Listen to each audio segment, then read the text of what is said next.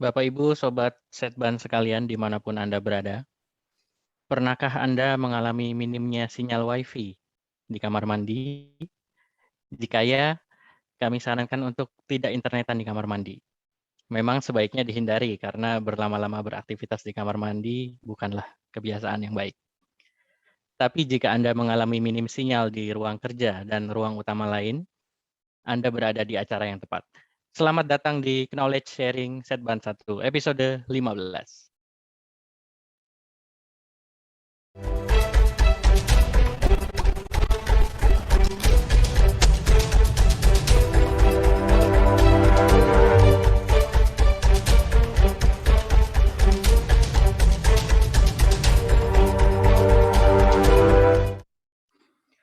Assalamualaikum warahmatullahi wabarakatuh.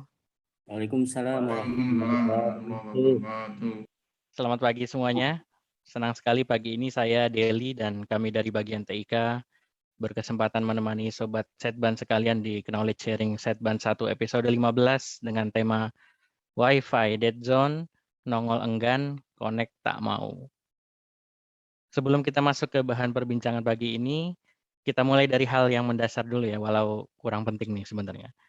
Jadi yang benar itu pengucapannya, tadi saya sempat berubah-ubah ya, Wi-Fi, Wi-Fi, atau yang lain nih. Jadi saya minta pendapat dulu nih Sobat Setban, bisa di kolom chat. Menurut Sobat Setban, yang benar itu pengucapannya, pelafalannya Wi-Fi, Wi-Fi, atau malah yang lain? Silakan, saya tunggu di kolom chat sekarang. Bu Muslimah, ini Wi-Fi bacanya atau tulisannya ya Bu? Wi-Fi, Wi-Fi. Ada lagi? Silakan.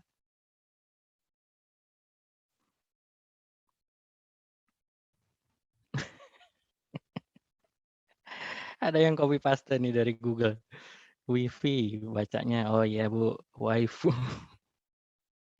Waifu, oke, Wi-Fi, wireless wife.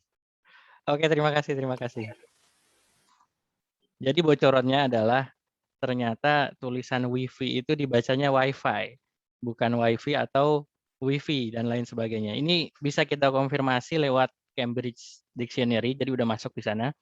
Ada di Merriam-Webster atau di Hardcard Cambridge juga. Jadi tulisan Wi-Fi itu ditranskripsi dengan fonetik Wi-Fi. Jadi seperti yang sudah ada di kolom chat tadi ya, copy paste dari Bang Ardes ya bacanya Wi-Fi. Oke, sekarang kita mulai masuk ke acara inti. Kita sapa Kabak TIK dulu nih. Pagi Pak Sugeng. Selamat pagi Mas Deli, selamat pagi Bapak Ibu, rekan-rekan semua. Gimana kabarnya hari ini Pak? Alhamdulillah sehat Mas Deli, sudah sarapan, sempat keliling untuk cari sarapan dulu biasa pagi-pagi. Wah, mantap nih Pak Sugeng. Pak Sugeng, kita pengen tahu isu-isu terkini tentang TIK dong Pak, sekaligus arahan terkait materi hari ini. Boleh nggak Pak? Siap, ya, Mas Deli. Jadi untuk TIK saat ini tentu masih concern kepada proyek-proyek strategis ya yang memang menjadi tugas kita ini di level karena ini menjadi igunya BPPK. Kita sedang membuat yang namanya dashboard untuk pembelajaran di unit eselon 1. Apa itu? Artinya unit eselon 1 nantinya diberikan satu dashboard terkait pengembangan SDM sehingga teman-teman di unit eselon 1 khususnya di pengelola SDM-nya itu bisa melihat posisi dari SDM-nya yang sedang mengikuti pelatihan khususnya di BPPK. Sudah berapa jam lat, mengikuti pelatihan apa saja, itu akan terpantau di dashboard-nya unit eselon 1. Jadi kita coba untuk membantu teman-teman di unit eselon 1 untuk memantau kebutuhan terkait dengan pengembangan SDM yang dilakukan di BPPK. Jadi akan tahu misalkan pegawai A ini sudah berapa JP sih dalam tahun ini, malah atau ini malah pegawainya belum sama sekali ikuti pelatihan gitu ya. Itu yang akan kita coba untuk sampaikan di teman-teman eselon 1 dan harapannya tentu memberikan manfaat bagi kita semua termasuk dengan BPPK. Itu Mas Deli, terima kasih.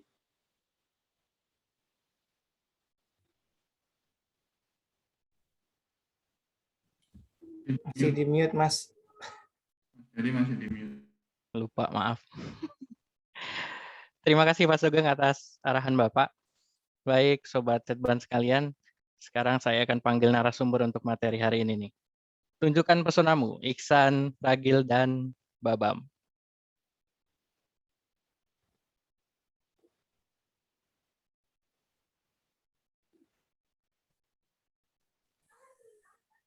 Halo Mas Iksan, Halo Mas Deli. Babam sama Ragil mana nih? Halo Mas. Babam, satu lagi, Ragil. Oke. Udah pada mandi semua ya? Sudah. Udah ya. Udah Mas Del. Yang pertama ada Mas Iksan nih. Kita kenalan dulu. Mas Iksan ini benar nggak sih Mas isunya Mas Iksan adalah prakom tertinggi di BPPK? Tertinggi enggak Mas Del. Ada yang lebih tinggi. Di TIK ada yang Kalau lebih tinggi. kalau secara tinggi badan mungkin iya salah satu yang tertinggi ya. Terus yang kedua ada Mas Ragil. Halo Gil. Halo Mas Deli. Izin off kan Mas ya? Nggak ada kameranya laptop saya. Ya udah nggak apa-apa. Dengar-dengar Ragil nih masuk 3 besar pelaksana terbaik di Subbagian Duktek, benar nggak Gil? Oh iya, jelas Mas. Soalnya Duktek cuma 3 sih Mas.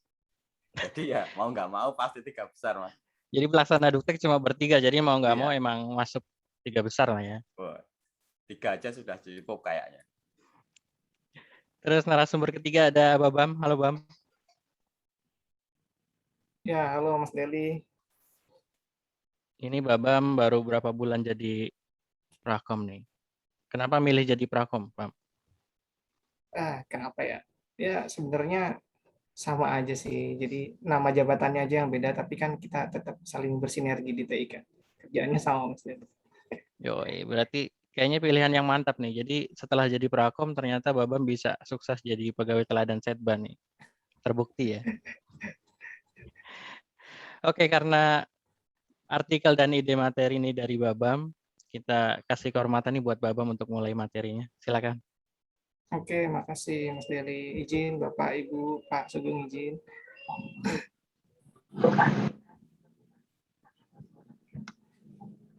Ya, ini materi kita pada hari ini ya. Kira-kira gambarnya udah bisa diterima dengan jelas? Sudah, Bam, boleh ngingetin presensi sebentar, ada pesan nih dari Oke, Bang siap. Ardes. Siap, makasih Mas Deli, Bang Ardes. Ya, terima kasih sebelumnya Mas Deli operannya. Selamat pagi Sobat Setban semua, senang rasanya kami semua di sini bisa berbagi pengetahuan pada pagi hari ini. Nah, di sini ada kalimat ya, nongol enggan, connect tak mau gitu. Kira-kira apa sih ini maksudnya? Ya. Sobat Setban pernah nggak merhatiin bar WiFi di rumah? Ya, bar WiFi itu atau di perangkat kita. Biasanya kalau di handphone ada di kanan atau kanan atas, atau di laptop itu ada di kanan bawah ya, pojok kanan. Nah, kurang lebih sebenarnya tagline nongol enggan connect tak mau itu untuk menggambarkan kualitas sinyal yang terlampau lemah. Ya. Jadi dianggap nongol juga ya dia nggak optimal, tapi dibilang nggak ada, pada kenyataannya ya dia muncul gitu di perangkat.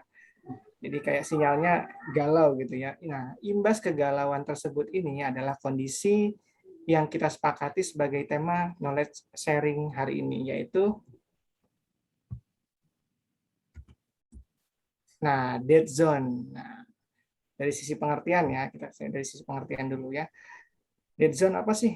Nah, dead zone ini adalah kondisi tidak tersedianya jaringan internet pada area tertentu, baik disebabkan oleh sinyal WiFi yang lemah atau memang tidak tersedianya titik jaringan internet.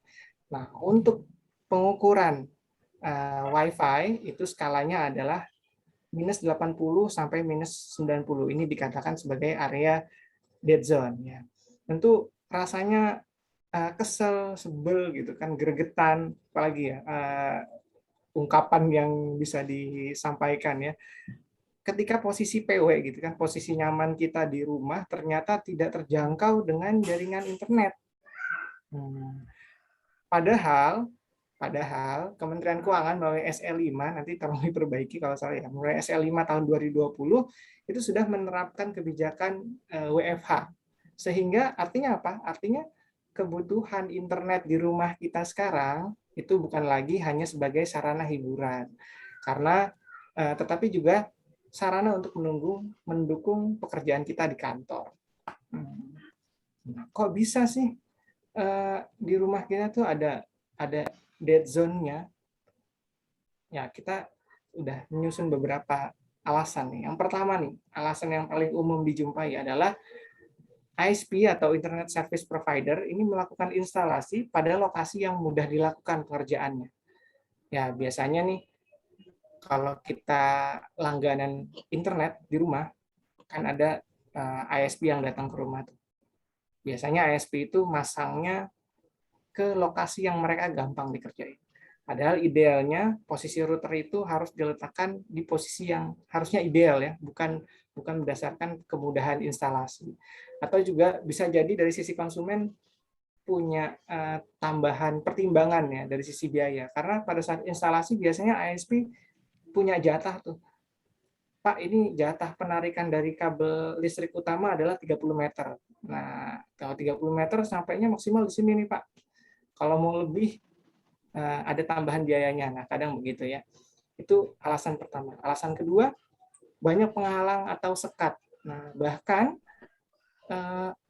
kaca pun itu bisa menjadi penghalang, ya, penghalang sinyal. Ya. Yang ketiga, terdapat objek pengganggu sinyal. Nah, ini kayak misalnya ada radio, ada microwave, ada kulkas, ada saluran-saluran radio ya.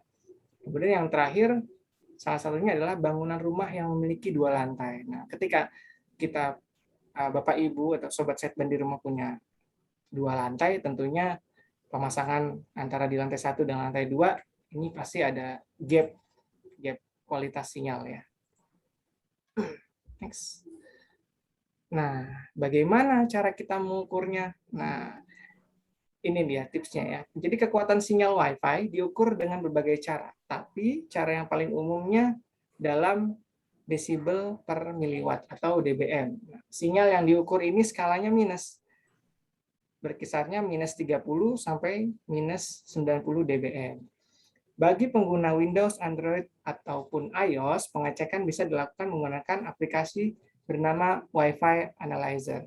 Nah, Wi-Fi Analyzer ini juga biasanya digunakan tim teknis untuk melakukan pengecekan jaringan nirkabel, baik itu di pusdiklat, di setban, ataupun di daerah. Nah, kali ini saya akan sedikit mempraktekkan ya, bagaimana sih, atau nanti di sesi akhir aja ya Mas Deli ya, biar penyampaiannya komplit dulu ya. Nah, namanya Wi-Fi Analyzer. Nah, ini contoh tampilan Wi-Fi Analyzer ya. Jadi pada saat kita melakukan pengecekan, oh ya ini install-nya dari ini Windows App. Ya, jadi Windows App. Nah, ini di sisi kiri ini. Nah, di sisi kiri ini adalah SSID atau nama Wi-Fi yang kita saat itu sedang terkoneksi. Nah, namanya rumah putih misalnya. Besaran sinyalnya adalah minus 42. Nah, kemudian di sini juga terdeteksi ada Vivo 12, ada Rapunzel, dan sebagainya. Di sini juga ada jenis ya, jenis autentikasinya, ada WPA2, ada yang mungkin ini ada open juga. Nah, kemudian di sisi tengah ini ada analisis berdasarkan channelnya. Nah, ini di bawah ini ada channel Bapak Ibu. Di sini ya ada channel ya 1, 2 sampai dengan 13 ini channel untuk frekuensi 2,4. Nah, kemudian di sisi paling kanan di sini ada kualitas network yang saat ini terhubung dengan detailnya, dengan informasinya. Ada di sini ada manufacturer-nya, ada merek Wi-Fi yang saat ini kita sedang terhubung ya. Kemudian ada IP-nya, berapa IP-nya, ada private-nya, ada public-nya, ada autentikasinya tadi nih, dan sebagainya. Nah, kurang lebih ini informasi yang kita dapatkan saat menggunakan Wi-Fi Analyzer. Nah, tools inilah yang kita gunakan nanti untuk mengukur kapan sih suatu area itu dibutuhkan penguat sinyal ataupun yang nanti akan kita bahas sebagai solusi pada hari ini. Ya, kita lagi ya selanjutnya. Nah, tabel panduan. Ini tabel panduannya. Jadi ada skala, ada nomor ya, 1 sampai 5, kemudian skala ya. Skala dari minus 30 sampai minus 90. Nah, pada skala minus 30 dBm, nah ini adalah kekuatan sinyal maksimum. Artinya apa? Artinya pengguna ini berada sangat dekat dengan Wi-Fi. Nah, semakin minusnya itu semakin kecil, gitu kan, semakin kecil, maka pengguna itu user berada semakin dekat dengan routernya, dengan sumber internet. Efeknya apa? Efeknya pengguna bisa merasakan kepuasan internet secara maksimal. Nah, ini nggak bisa dipungkiri lah, kecuali dibatasi bandwidth ya, itu beda. Mau bandwidth-nya, mau kita sedekat apapun sama Wi-Fi, tapi kalau bandwidth yang tersisanya sedikit, ya tetap kepuasannya juga nggak bisa didapatkan secara maksimal ya, kepuasan menggunakan internetnya. Kemudian ada skala nomor 2 itu minus 67 ya, kurang lebih 67. Nah, ini adalah kategori minimum untuk akses yang membutuhkan pengiriman paket yang andal dan tepat waktu. Nah, jadi pagi ini saat kita mengikuti VCon atau kita mungkin nonton streaming di YouTube dan website lainnya, ini adalah skala minimum ya, minus 67 dBm. Nah, kemudian ada lagi yang poin nomor 3, minus 70 dBm. Ini kategori minimum untuk pengiriman paket yang andal, cuma paket aja ya, nggak tepat waktu gitu. Ini fungsinya apa? Untuk standar minimum buka website.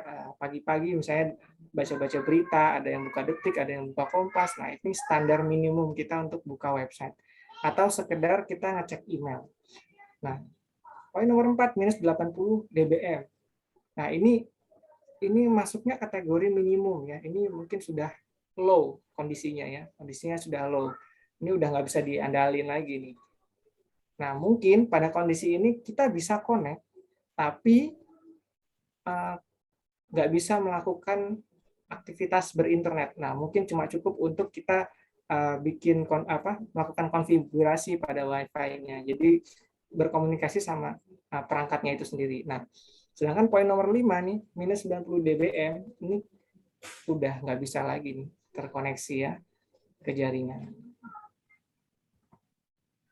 Nah, di sini kita dihadapi pada ilustrasi 1. Tadi di awal sudah ada pembukaan, seringkali ISP itu masang pada lokasi yang mudah untuk dilakukan pemasangan, bukan berdasarkan lokasi ideal tadi ya.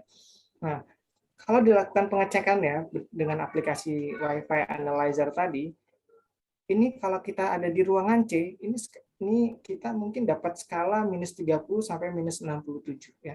Jadi kita bisa melakukan aktivitas internet secara nyaman ya, karena kualitas internetnya juga optimal di area C ini. Nah, sedangkan ruangan B dan D akan masuk pada skala minus 70 sampai 90.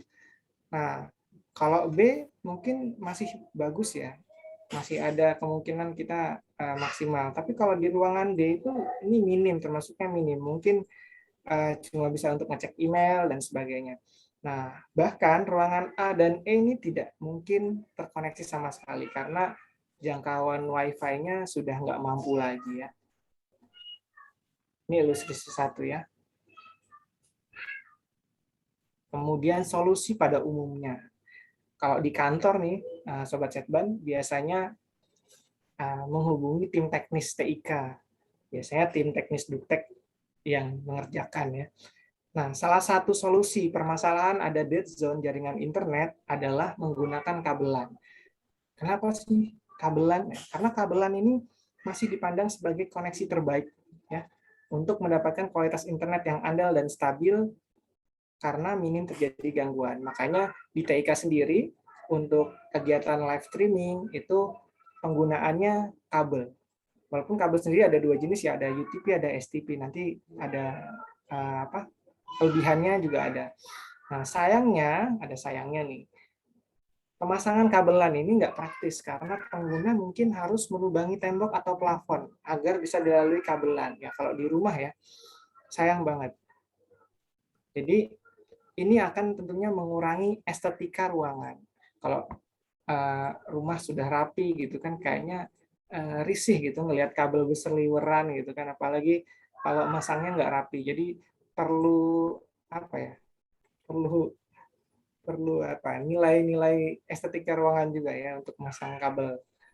Nah, ini solusi pada umumnya. Nah, sedangkan yang ini adalah solusi yang kami tawarkan. Ada perangkat namanya Wi-Fi extender.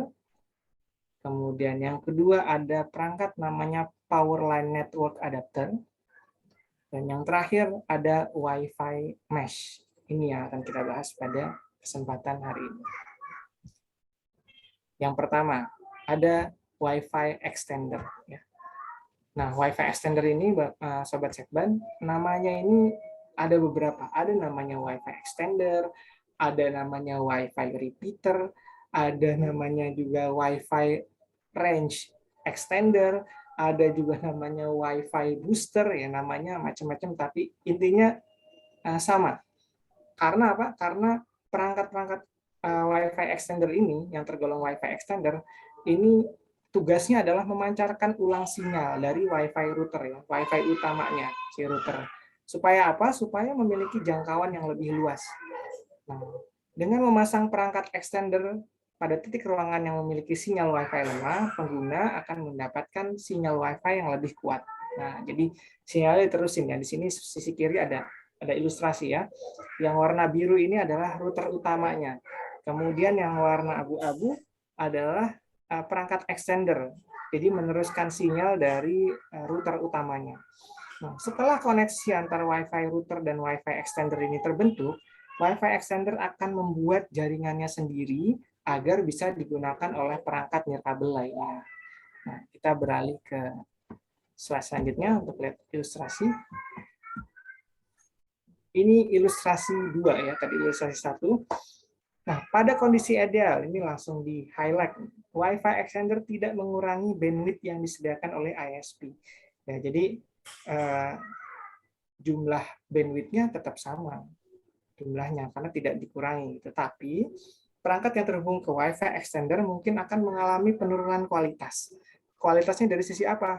Nah, kalau misalnya kita cek bandwidth, gitu kan, cek speed test, kadang di speedtest.net atau CBN speednet, speed test gitu kan, itu biasanya ada pengukuran namanya ada jitter, ada latensi, terus kalau kita ping itu ada TTL, ada jumlah kecepatannya. Nah, itu kualitas itu yang berkurang, bukan kualitas jumlah bandwidth atau lebar pitanya ya.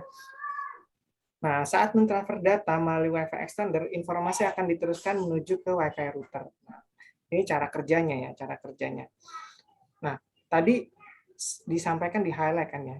Kalau ditempatkan pada lokasi yang tepat, nih, Wi-Fi extender ini meningkatkan jangkauan sinyal Wi-Fi dengan baik, tapi ada kelemahannya sedikit. Wi-Fi extender ini nggak dirancang bagi pengguna agar bisa berpindah secara mobile gitu ya. Jadi kalau kita misalnya berkeliling rumah gitu muter-muter ya, muter-muter. Misalnya kita posisinya dari router sini ya, router sini. Kita beralih nih ke ruang tengah. Kita beralih ke sini. Nah, maka pengguna ini jaringan pengguna ini nggak akan beralih secara otomatis ke jaringan Wi-Fi extender ini. Nah, jadi si extender ini tugasnya dia membuat jaringan sendiri. Jadi Bapak Ibu ada 2 jaringan di rumah. Sobat Setban punya 2 jaringan. Pertama jaringan si router, kemudian yang kedua jaringan dari si extender. Nah, ketika kita beralih dari posisi router utama menuju ke ruang tengah tadi ke extender sini, maka kualitas internet kita nggak langsung berubah, nggak langsung berpindah. Ya, seandainya kita berpindah dari router ini ke sini, bisa saja kalau kita nggak pindah secara manual, ini jaringan kita masih nyangkut di router utama. Maka kita harus berpindah secara manual ke kualitas yang baik, yang didukung oleh extender tadi. Jadi ada nama Wi-Fi-nya ya. Nama Wi-Fi extender dan nama Wi-Fi router itu boleh beda. Jadi misalnya di router nama Wi-Fi-nya Wi-Fi utama gitu. Kemudian di Wi-Fi extender namanya Wi-Fi ruang tengah misalnya gitu. Nah, saat kita berpindah ke jaringan yang lebih baik, kita harus ubah secara manual. Bisa nggak kalau kita koneksinya otomatis berpindah, Mas? Kalau pakai Wi-Fi extender, jawabannya bisa aja. Tapi ada ketentuannya ya. Tapi ada kondisi yang harus dipenuhi. Kondisi yang dipenuhi adalah user 100% berada di luar jangkauan dari satu jaringan, tapi berada dalam jangkauan jaringan yang lain. Contohnya gimana nih? Contohnya misalnya kita punya di router, kita jalan dari router nih, kalau mau pindah otomatis, kita jalan langsung keluar sini. Nah, ini pasti perangkat Sobat Setban semua bisa beralih otomatis ke jaringan extender, karena sudah berada 100% di luar jangkauan extender. Beda halnya kalau kita cuma beralih ke tengah, misalnya kita berdiri di sini. Nah, ini kita harus beralih secara manual.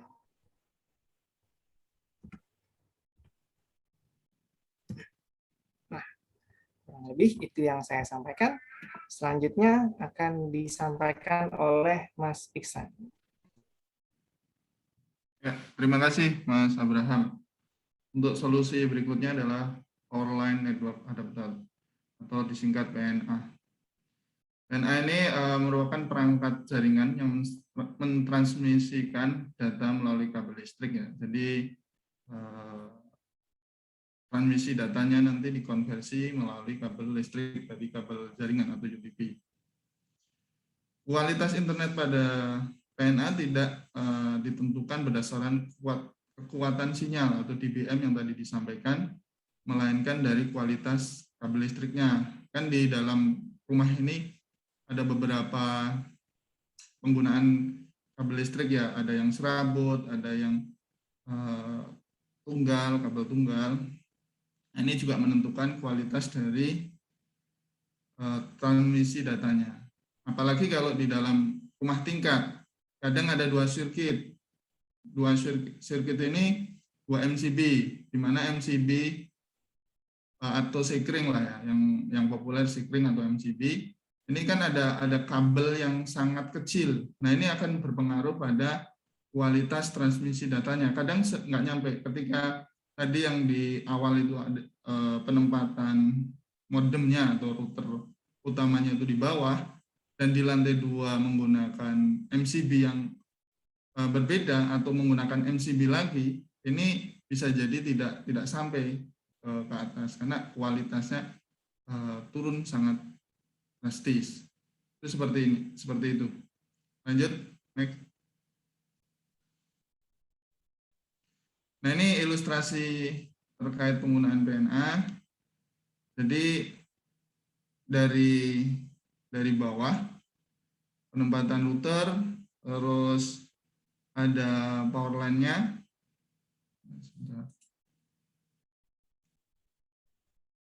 Ini ada power line-nya di lantai 1, power line adapternya. Dari router ke power line, ini ada kabel UTP yang hijau, fast Ethernet. Nah, ini ada data yang mengalir atau jaringan internet lah ya. Dimasukkan ke dalam listrik, jaringan listrik yang ke lantai atau ruang yang lain. Ini bisa aja lantai 2 atau ruang yang lain. Nah, ini tentu tanpa melalui MCB atau sekring ya, kualitasnya akan lebih baik. Nah, ini kalau dilihat dari skemanya, di ruang yang lain menggunakan power line juga. Power line ini modelnya pairing, pasangan. Jadi nanti ketika mau penggunaan di synchronize dulu lah ya. Jadi nanti baru bisa digunakan, mau menggunakan kabel bisa atau menggunakan WiFi. WiFi di sini memungkinkan sehingga lebih fleksibel ketika mau koneksi. Itu memungkinkan penggunaan secara cabling maupun WiFi. Itu terkait penggunaan power line. Jadi bisa aja memanfaatkan instalasi listrik yang sudah ada. Catatannya adalah bahwa pada satu sirkuit atau di bawah MCB yang sama atau di bawah sekring yang sama, ketika sudah masuk ke sekring yang berbeda, ini biasanya sinyalnya udah nggak dapat atau nggak nyampe. Itu seperti itu untuk pemanfaatan power line network adapter. Untuk solusi ketiga, solusi ketiga nanti ada Mas Ragil terkait Wi-Fi mesh. Silakan, Mas Ragil. Ya, makasih Mas Ihsan atas ininya. Ini untuk yang solusi ketiga dan solusi terakhir. Salaman, Saru agar datang ngomong nah.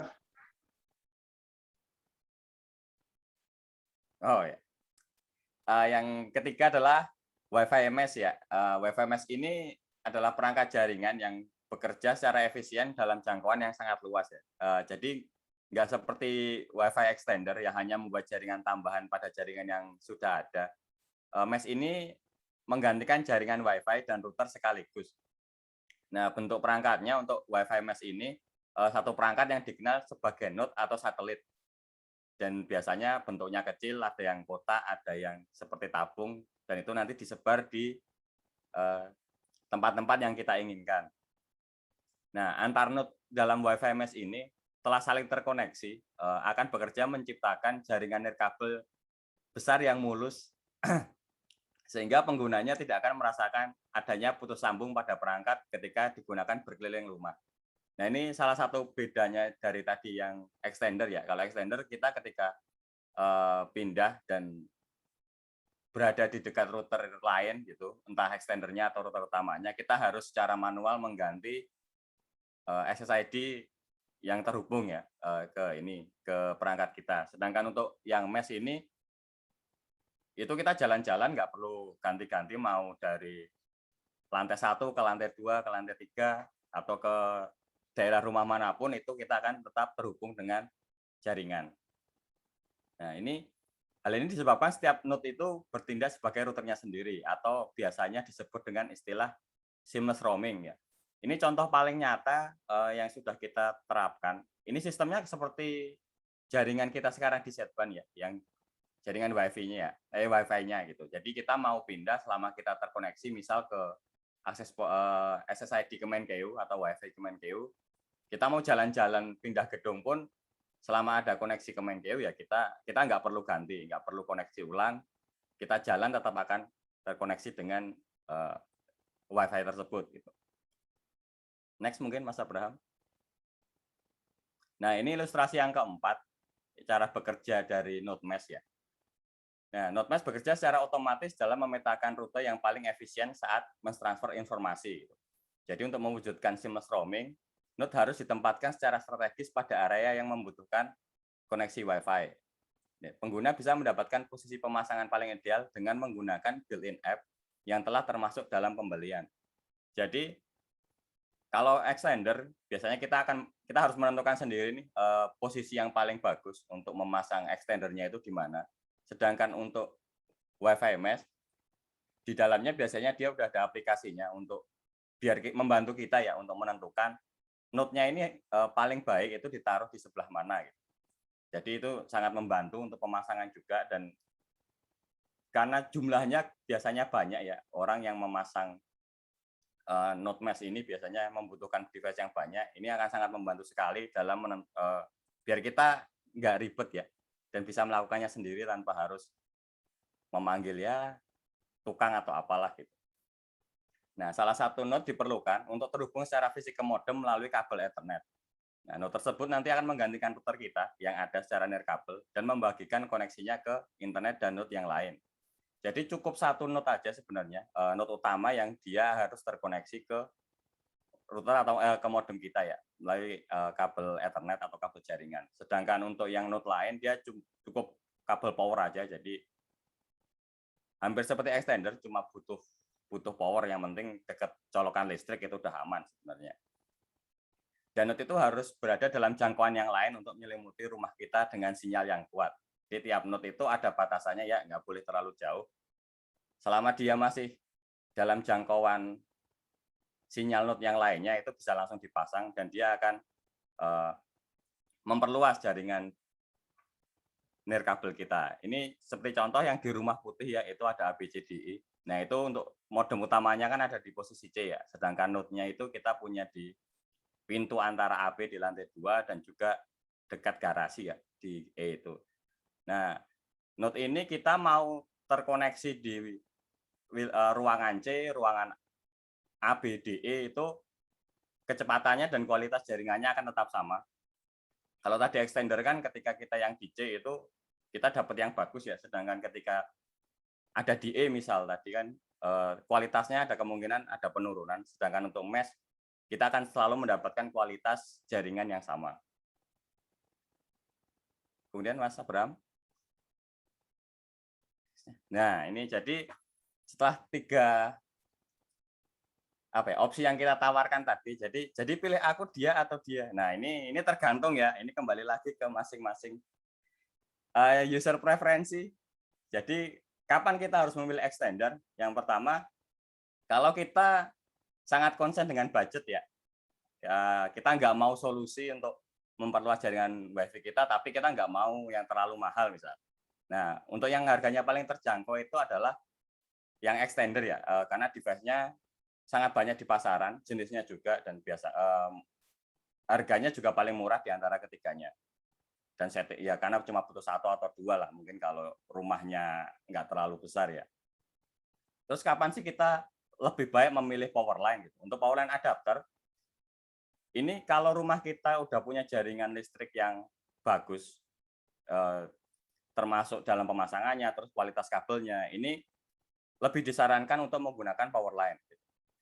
Dan sangat bagus seandainya kita mau bikin rumah atau ya berangan-angan atau mau renovasi rumah, termasuk renovasi jaringan listriknya, ya sekalian aja kita pasang untuk power line-nya gitu. Kita udah konsepkan dari awal. Ini sangat bagus. Untuk harganya ya nggak lebih mahal sih dari extender. Jadi ada investasi tambahan yang harus dilakukan ketika kita memilih power line adapter. Nah, sedangkan untuk WiFi mesh, ini pilihan terbaik untuk rumah lama dengan bentuk ruangan tidak menentu. Nah, ini kalau kita nggak mau beli rumah atau nggak mau renovasi.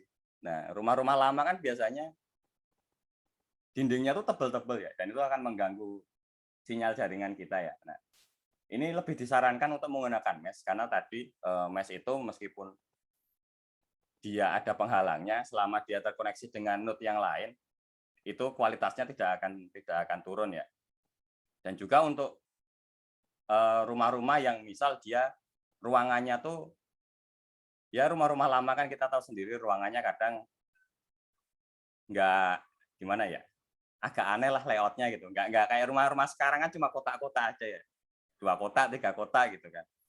Atau misal rumah kita tingkat 3 atau tingkat 4 gitu yang naik ke atas, itu kita sarankan menggunakan mesh saja gitu, karena ya tadi kualitasnya untuk yang ada di tempat di mana router utama berada dengan yang di node paling jauh itu akan tetap sama. Jadi untuk rumah yang luas atau rumah yang tingkatnya tinggi atau bentuk-bentuk gedung seperti yang misal di gedung B sekretariat badan itu kan dindingnya tebal-tebal dan antar lantai juga lantainya sangat tebal. Nah, itu kita sarankan untuk menggunakan WiFi mesh. Cuma kembali lagi semuanya diserahkan kepada keinginan user ya, mau pakai yang mana. WiFi mesh. Dan WiFi mesh ini adalah opsi yang paling mahal untuk saat ini karena termasuk teknologi yang cukup baru ya, dan masih belum banyak juga barangnya, pilihan barang maksudnya. Jadi harganya ya masih ya paling itu aja vendornya yang mengeluarkan perangkat untuk WiFi mesh ini. Next.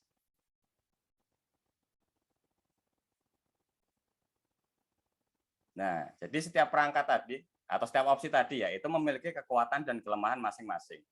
Sehingga pilihan mana yang cocok harus disesuaikan kembali dengan kebutuhan yang ada. Nah, selamat memilih, semoga jaringan di rumah Anda menjadi makin baik dan semoga produktivitas kita akan terus meningkat demi sekretariat badan. Mungkin itu dari saya kembalikan ke Mas Deli. Terima kasih, Gil. Oke, Bapak Ibu, barangkali ada yang ingin ditanyakan bisa lewat chat, diketik, atau bisa juga raise hand.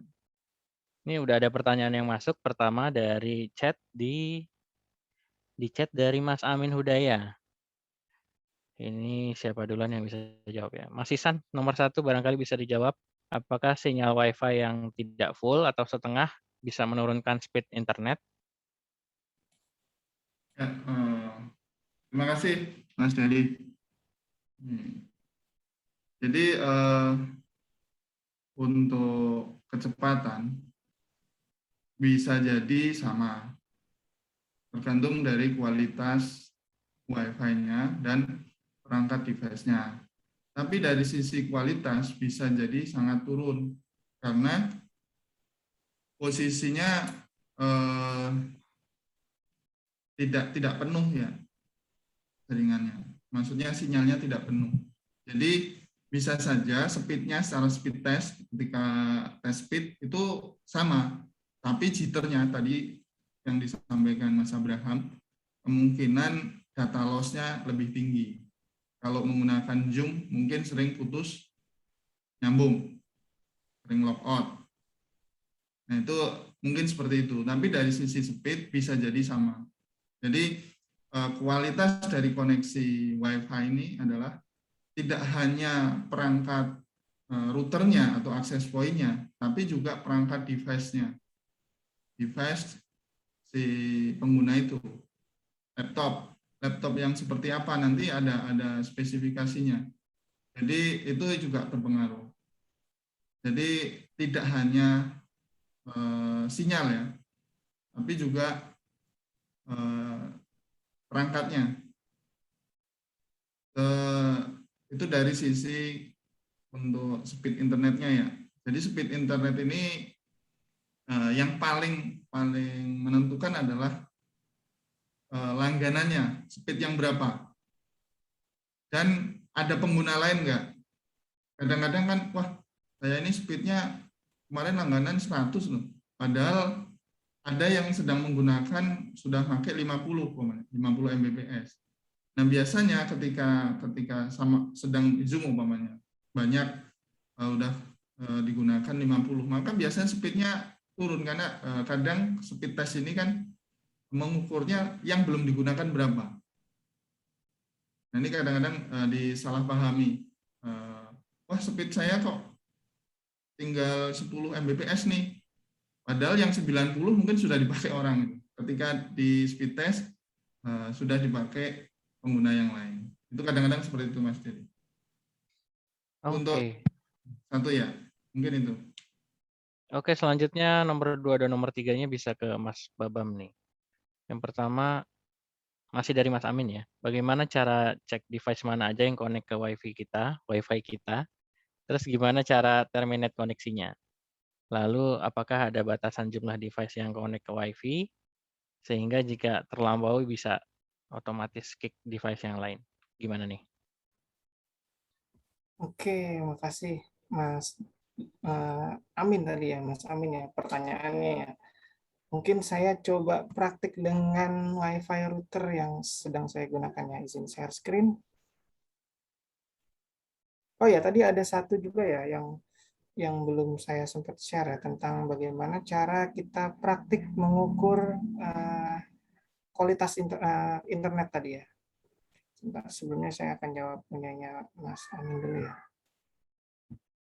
Oke, ya. Kelihatan ya? Kelihatan nggak ya? Kelihatan, Mas. Kelihatan ya. Oke. Nah, mungkin ini saya logout dulu perlu nggak ya? Nah, ini adalah tampilan ya, tampilan konfigurasi router atau Wi-Fi kita ya. Ini saya pakai modelnya TLWR8840N. Nah, di depan ini ada status. Ya, ada status. Mulai dari firmware versionnya. Nah, firmware ini kalau bisa diupdate ya, diupdate. Jadi biasanya perusahaan-perusahaan secara berkala itu mengeluarkan firmware ya, untuk diupdate. Nah, kemudian di sini ada informasi, ada LAN-nya, ada jenis wireless-nya, dan sebagainya. Ini kalau status secara umum. Kemudian di sini ada quick setup. Kalau misalnya kita pada posisi baru beli, nah ini biasanya pakai quick setup ini ya. Secara umum gampang dan sebagian besar next aja sih sebenarnya ya. concern utamanya nanti ketika pemilihan nama WiFi dan juga password. Saya nggak bisa nyoba langsung di sini ya, nanti koneksi saya jadi putus. Kemudian di sini ada operation mode. Nah, beberapa perangkat WiFi atau access point ya, sebenarnya nama perangkatnya access point ya. Access point ini ada beberapa jenis modenya.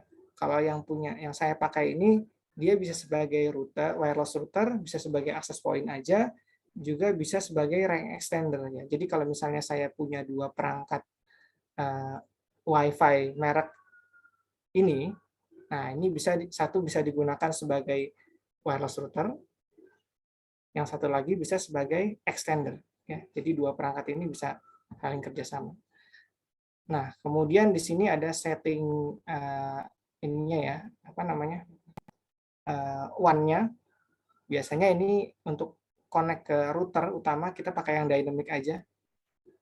Nah, kemudian ada opsi lagi wireless. Nah, ini untuk menentukan nama SSID-nya ya, nama SSID-nya.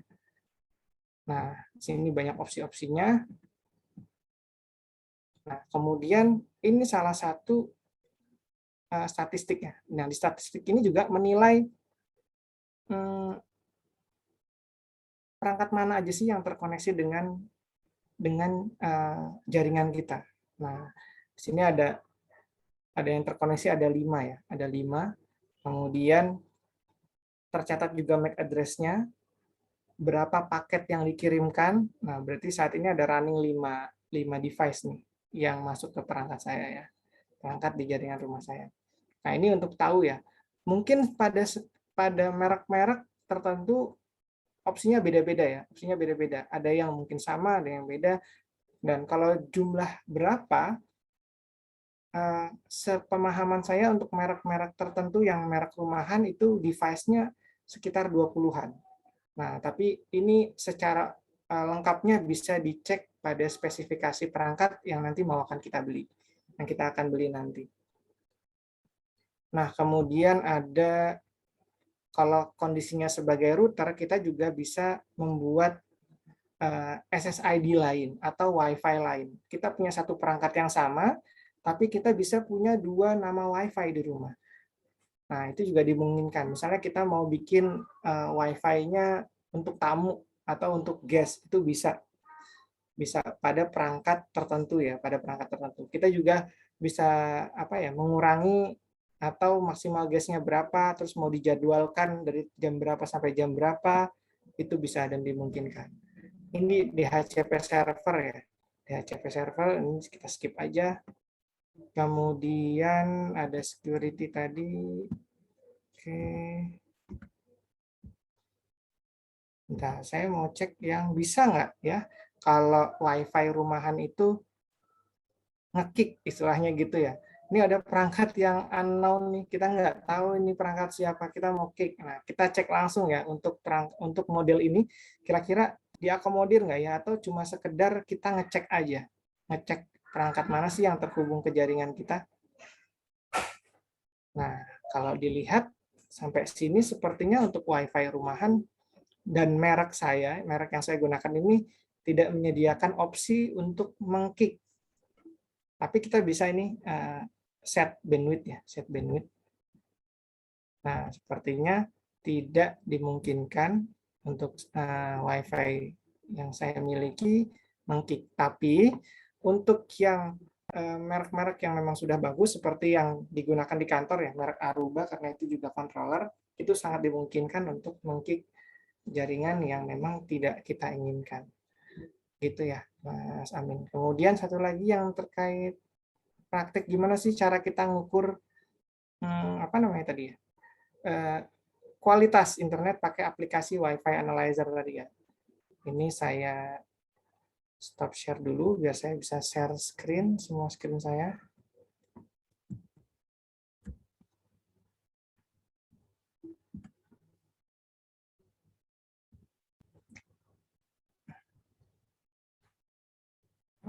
Sebentar.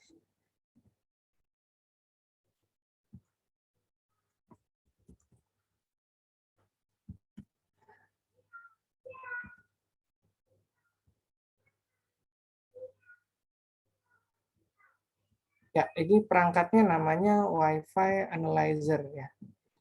Ada di, nah ini ada di kalau di Android juga ada, di iOS ada, di App Store, Windows Store juga ada ini ya.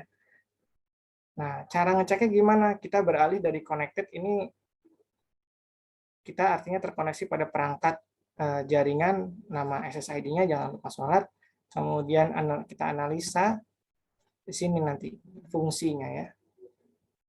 Nah, di sini terdeteksi lah beberapa SSID yang ada di lingkungan saya, mulai dari warung pintar dan sebagainya sampai dengan jumlah channel tertentu. Nah, ini kemudian di sebelahnya ada network. Ini yang bisa digunakan sebagai acuan ya. Kondisinya pada saat ini paling yang tempat saya terkoneksi adalah SSID jangan lupa sholat, kualitas sinyalnya di minus 47 dan terus pindah-pindahnya. Artinya saya masih pada kondisi yang optimal ya.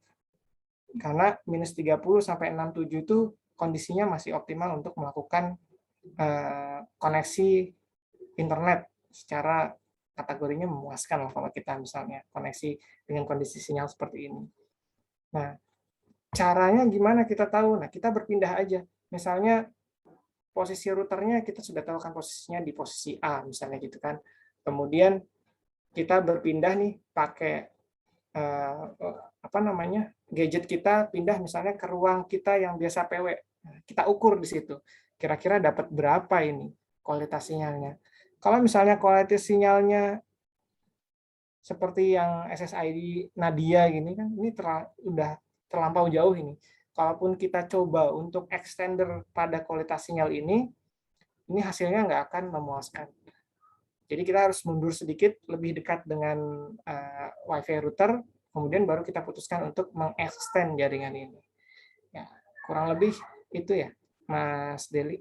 Mungkin ada tambahan dari Mas Ihsan atau Ragil?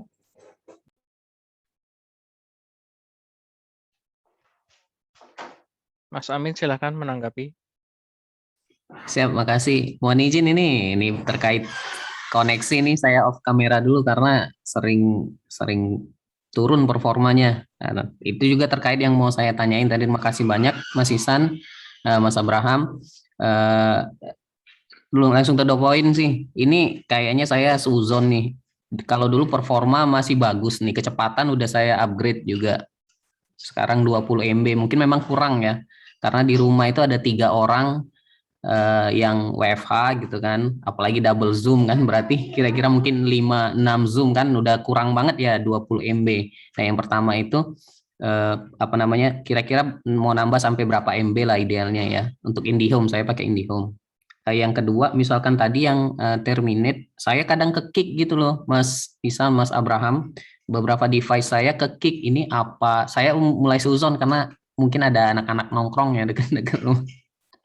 Mungkin itu jadi mau ngontrol aja apakah yang kedua memang ini nambah pertanyaan baru, boleh nggak Mas Deli? Silakan nggak apa-apa. Maksudnya password secara password aja itu aman ya sebenarnya, kalau kita ganti aja udah cukup ya gitu. Jadi nggak perlu terlalu seuzon yang kayak gimana, takutnya malah seuzon ternyata mereka mabar atau ngegame tuh pakai kuota sendiri itu kan. Gitu aja sih. Saya yang mungkin yang utama tadi berapa karena mendukung kualitas juga ya. Saya udah lama nggak hidupin video karena kalau video kayaknya langsung turun gitu Mas. Itu 20 MB apakah memang harus kita upgrade ke 30 atau 40 karena biayanya cukup lumayan nambahnya kalau upgrade-nya ke kecepatan itu ya. Terima kasih. Mas Babam ada tambahan? Oh iya, makasih. Jadi terkait security lah berarti ya, security-nya, sisi keamanannya. Sebenarnya untuk kita sebagai user mau mengakses router, itu berarti kita butuh paling enggak 2 kali masuk. Pertama itu sisi keamanan si Wi-Fi-nya. Wi-Fi. Jadi kita kan harus login SSID dulu nih. Kalau kita nggak tahu passwordnya, kita juga nggak mungkin melakukan konfigurasi ke perangkat routernya. Yang kedua, kita akan masuk ke dashboard tadi ya, tampilan routernya. Nah, ini juga ada username, ada passwordnya. baiknya memang diganti ya, diganti. Username-nya diganti, password-nya diganti. Nah, baru ada kita akan masuk ke tampilan di mana kita leluasa melakukan konfigurasi perangkat nirkabel kita. Gitu. Kemudian sudah 20 Mbps nih.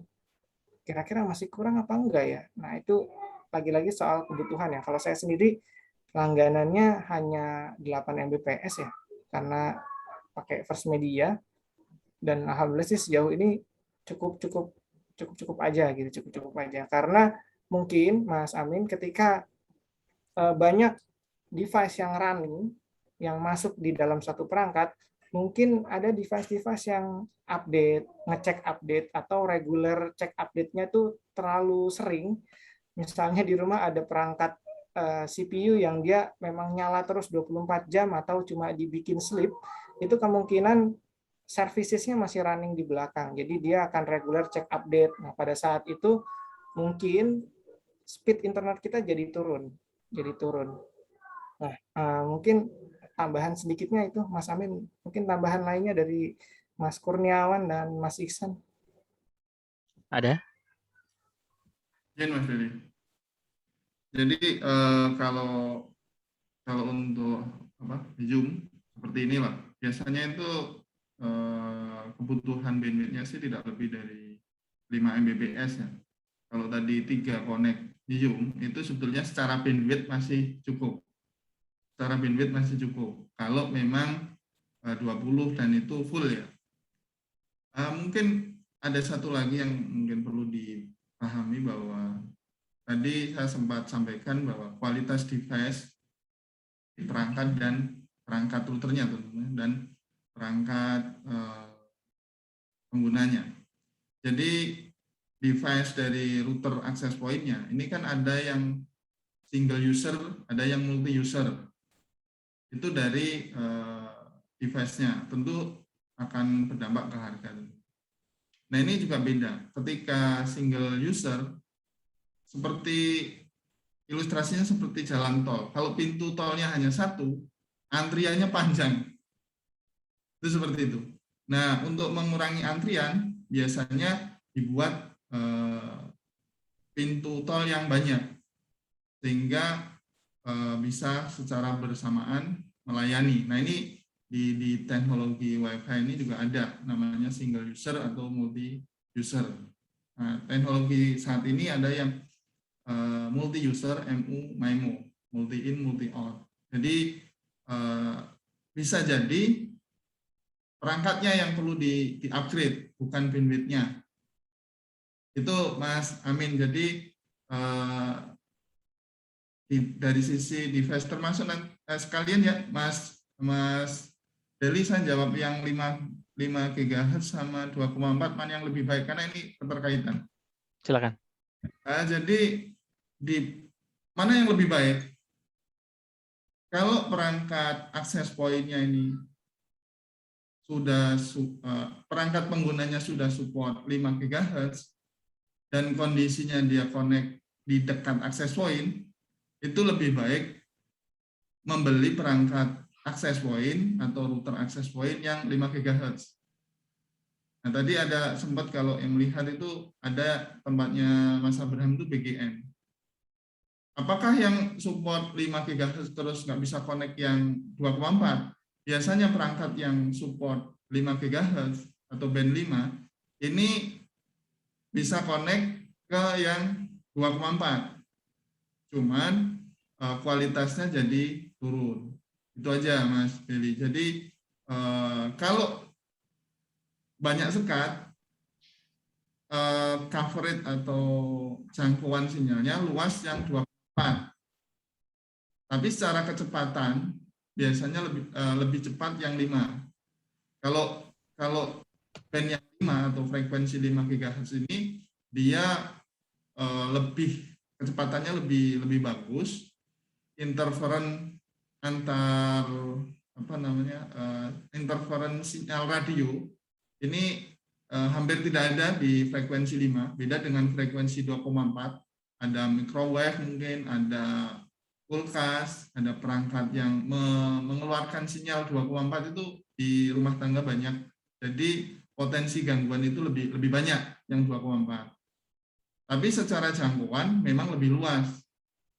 Kalau yang 5 secara kecepatan lebih cepat, jangkauannya lebih pendek.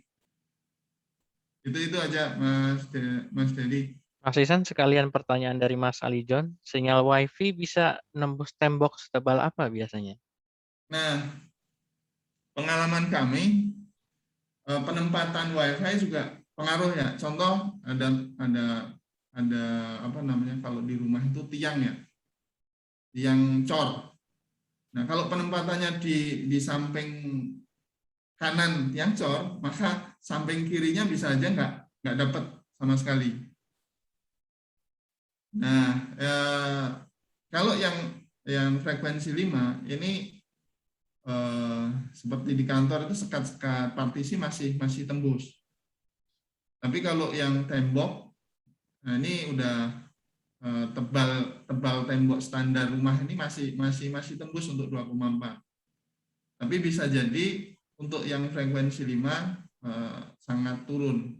Tapi kalau yang cor kayak tiang itu biasanya sama sekali nggak tembus.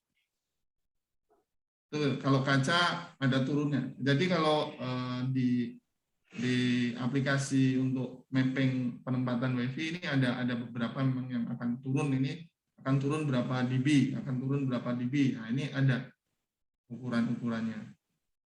Itu Mas Deli. Jadi setebal apa untuk yang standar, yang rumah standar ini bisa tembus. Cuman pasti ada penurunan. Nah, yang tembus ini yang frekuensi berapa? Yang frekuensi 2,4. Nah, ada plus minusnya tadi. Milih yang mana? Mau 2,4 atau 5 nih tadi secara device kita dan penempatan posisi kita. Kalau 2,4 dia jangkauannya lebih, tetapi banyak perangkat-perangkat rumah tangga yang interferan, mengganggu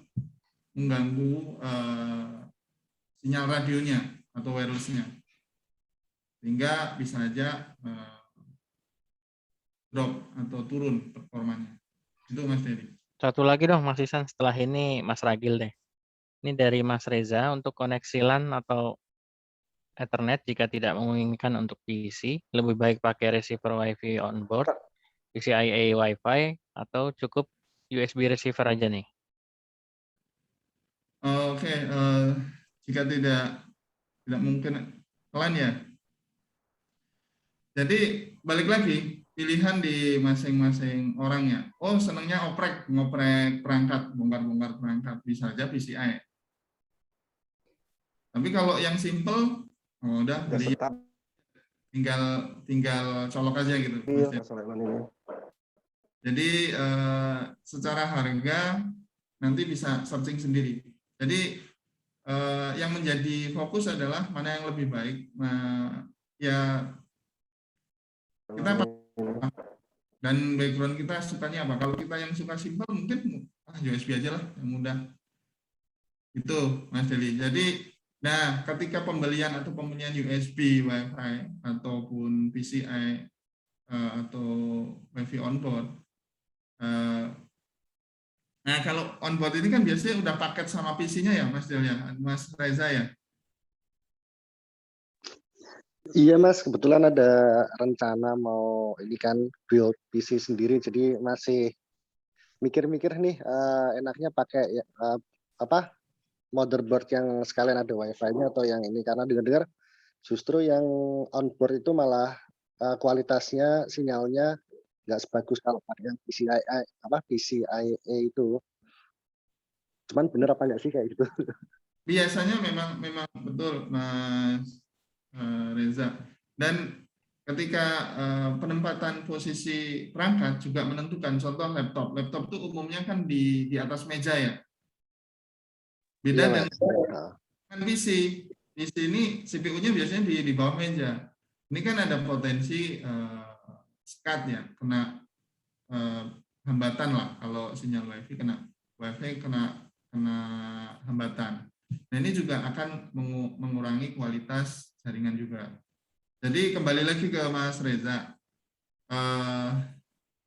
paling bagus yang mana? Bisa jadi USB. Karena dengan USB bisa aja lebih fleksibel pengaturan penempatan USB WLAN-nya. Karena tinggal tambahkan kabel, kalau penempatan di bawah ini kurang pas, kabel extend USB, ya kan? Nah, ini biar penempatan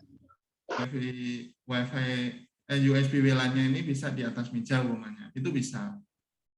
Itu juga pengaruh. Terus pemilihan dari yang support 5 atau yang 2,4. Nah, lihat lagi perangkat access point atau router access point di rumah kita, ini support yang mana gitu. Kalau sudah kita dekat dengan access point tersebut atau router access point tersebut, ya akan optimal yang 5. Kalau jauh ya yang 2,4.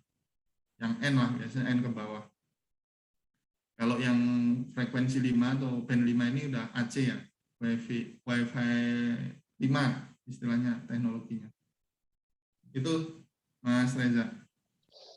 Siap. Makasih Mas Ihsan. Mas Reza ini ternyata ahli juga ya. Nanti bisa kolaborasi sama kita, Mas, bikin podcast. Siap Mas Deli. Oke, pertanyaan selanjutnya dari Pak Kurdi sudah dijawab Mas Ragil di chat. Kemudian pertanyaan dari Mas Rahman Nugroho, troubleshooting di rumah pegawai, ini juga sudah dijawab ya sama Mas Ragil di bawah. Silahkan dilihat di chat. Kemudian Mas Budi juga sudah dijawab tadi sama Mas Iksan. Mas Wahid, Mas Ragil monitor. Ini pertanyaannya, Ya. gimana cara meriksa Wi-Fi kita digunakan untuk akses halaman apa aja? Kemudian berapa banyak jatah yang dipakai oleh setiap laman tersebut? Wah, itu yang agak ini ya.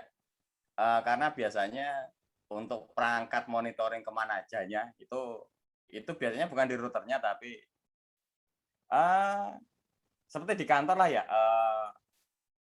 Kalau di kantor itu kan kita untuk perangkat Wi-Fi-nya itu kan Aruba ya. Cuma kita mungkin cuma bisa ngecek dia pakai berapa. Cuma kita nggak bisa tahu detail ya. Dia ngakses apa aja gitu. Karena untuk perangkat monitoring yang memungkinkan kita ngecek secara detail ya, user itu atau device itu dia digunakan untuk akses kemana aja, besarannya berapa, itu biasanya ada device tambahannya. Kalau di kantor yang kita kenal itu Palo ya. Palo itu yang perangkat yang paling pertama ketika dikoneksi kantor kita ya. Nah, itu kita bisa ngeceknya dari situ. Sedangkan untuk di tiap akses point-nya itu salah satu limitasinya sebenarnya itu sih. Kita nggak tahu detail ya. Cuma nanti sebenarnya ini tergantung dari ininya Mas Deli ya. Perangkatnya sendiri ya. Kalau misal dia memang ada fitur untuk sampai ke situ ya sebenarnya memungkinkan gitu. Biasanya built-in ketika kita bisa masuk ke routernya ya. Itu dicek aja sih kalau saya sih router kita sebenarnya memungkinkan enggak untuk misal ngetrace ya device itu dia connect kemana aja, dia makan berapa bandwidth misal, atau dia makan berapa besar data yang digunakan gitu ya. Itu nanti tergantung per device-nya sih. Cuma kebanyakan sih dia nggak sampai situ sih Mas Deli ya. Jadi cuma ngecek posisi saat ini dia menggunakan ada traffic berapa gitu. Dia menggunakan kecepatan berapa atau dia punya ya udah makan berapa bandwidth gitu. Tapi global, jadi kita nggak tahu dia ngakses ke situs apa gitu. Kebanyakan perangkat sekarang gitu sih Mas Deli. Jadi kita nggak tahu ininya, karena biasanya fitur itu untuk monitoring itu bukan di router posisinya, tapi entah itu dipasang di modemnya, dia support untuk akses monitoring atau firewall, atau untuk ya polisi ya kebijakan perangkatnya seperti apa gitu sih. Jadi ada kemungkinan ya terbatas sih Mas untuk monitoring kita, apalagi di rumah ya. Biasanya yang tahu dari providernya sih, itu lebih tahu kita ngasih kemana aja. Cuma ya mungkin dipastikan aja, dicek perangkatnya dulu gitu, memungkinkan atau enggaknya. Itu sih Mas Deli. Oke, lanjut pertanyaan terakhir nih dari Mbak Nia, Gil. Yang pertama, bedanya IP statik sama dinamik apa? Karena ISP nawarin opsi IP statik ya. Kemudian kedua, udah pakai mesh nih, cuma connection sering unstable. Sekalian bisa dibaca chatnya aja, Gil. Silakan. Lagi cari Mas Deli. Oke, kalau yang nomor 1 mungkin nanti Mas Abraham ya lebih paham masalah itu. Nah, kalau yang nomor 2 node ya, wah 200 meter persegi ini. Nah, untuk perangkat Zoom connection unstable ini ada banyak kemungkinan Mas Deli ya. Yang pertama memang penempatan mesh-nya itu node-nya kurang efektif atau misal nggak di tempat yang dia paling bagus ya penempatannya. Dan kalau Zoom itu mungkin dicek sih seandainya 4 perangkat, tapi misal yang satu ada yang dia misal sedang upload, download atau misal streaming yang memakan bandwidth ya, yang tinggi gitu ya, biasanya yang lagi Zoom itu kalah gitu. Mungkin connection unstable turun gitu kan karena ininya gitu. Kalau dia sinyalnya full atau misal dia di tempat yang memang bagus gitu ya, untuk browsing yang lain bagus gitu. Tapi ketika Zoom kok kadang unstable gitu. Nah, ini perlu dicek sih Mas Deli ya. Maksudnya apakah permasalahannya itu ada di perangkat end device-nya atau misal laptop atau HP-nya, di perangkat mesh-nya, atau mungkin memang ada masalah di device lain yang sedang terkoneksi ke jaringan kita gitu. Kalau untuk penambahan node sebenarnya bisa dicek di build up-nya ya, mungkin butuh atau enggak gitu. Sebenarnya selama coverage areanya sinyal kita full, sebenarnya sih nggak perlu ada penambahan. Lebih ke arah memastikan aja sih bahwa ketika kita nge-zoom gitu, nggak ada device lain atau perangkat lain yang saat itu sedang memakan bandwidth juga gitu. Karena mungkin kayak di kantor gitu ya, di kantor kan koneksi kita sebenarnya secara link dan secara coverage itu kan udah bagus ya. Cuma kadang juga di kantor tiba-tiba unstable connection gitu. Seperti kemarin waktu kita gladi Mas Deli ya, itu kan sempat ya waktu sore itu tiba-tiba unstable. Nah, itu ternyata secara area jangkauan Wi-Fi-nya itu nggak ada masalah, secara koneksi nggak ada masalah. Cuma ternyata ada perangkat yang memang dia sedang memakan bandwidth yang cukup besar ya. Jadi memang yang lain jadi terpengaruh gitu. Nah, itu biasanya untuk kalau di kantor kita ngakalinya sih untuk jaringan untuk Zoom ya kita namanya pakai QoS ya, itu buat memastikan bahwa perangkat-perangkat untuk aplikasi tertentu atau yang mengarah ke aplikasi tertentu atau situs tertentu itu dia digaransi kecepatannya gitu. Jadi menjaga kestabilan gitu. Nah, untuk router rumahan itu beberapa device yang baru itu sudah memungkinkan kita untuk melakukan itu. Cuma ya memang harus membutuhkan setting tambahan sih dan sedikit pengetahuan tentang masalah dalamannya router sih. Kalau dimana sih mungkin ya kalau nanti sudah dimungkinkan kita bisa visit ke user di rumah karena adanya WFH dan FWS ya mungkin nanti bisa minta tolong untuk dicek. Mungkin aja sih Mbak ya. Kita tunggu dari kebijakan pimpinan Mas Deli ya. Kalau memungkinkan kita datang ke rumah user untuk membantu asistensi ya bisa kita cek juga sih. Itu sih Mas Deli, harus dicari tahu dulu sih. Kira-kira di mananya gitu. Nggak bisa langsung kita menentukan, oh masalahnya di sini, kurang mesh atau misal kurang apa gitu. Oke, terima kasih para narasumber dan juga Sobat Chatban semua atas pertanyaan yang masuk dan juga ada tanggapan juga nih dari Sobat Chatban semua di kolom chat. Terima kasih. Untuk penutupan kita punya satu quote yang bagus nih kayaknya. Coba bisa dimunculin? Nah, sebentar Mas Dili, kayaknya tadi ada satu pertanyaan yang belum kejawab dari Mbak Nia ya. Nomor satu yang kalau langga. Oh iya, nomor lupa. 1 ya. Ya. Jadi apa bedanya sih IP static sama IP dynamic saat kita berlangganan ya, dari ISP ya. Jadi kenapa sih lebih murah? Karena IP dynamic itu kita mengikuti konfigurasi dari ISP-nya.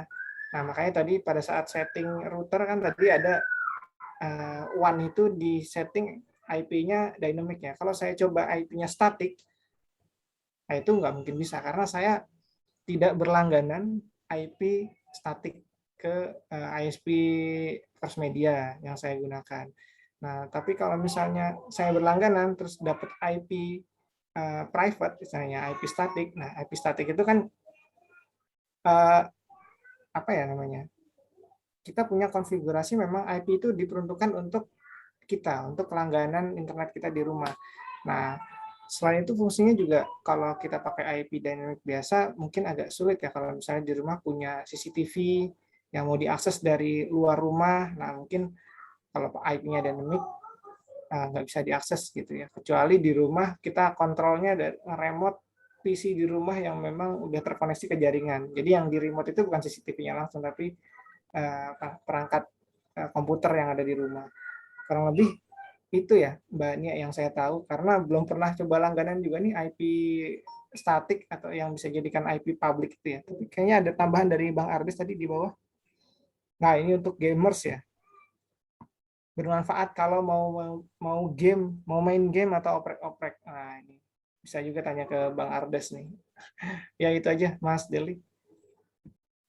Oke, terima kasih. Quote-nya bisa dimunculin, Mas Babam.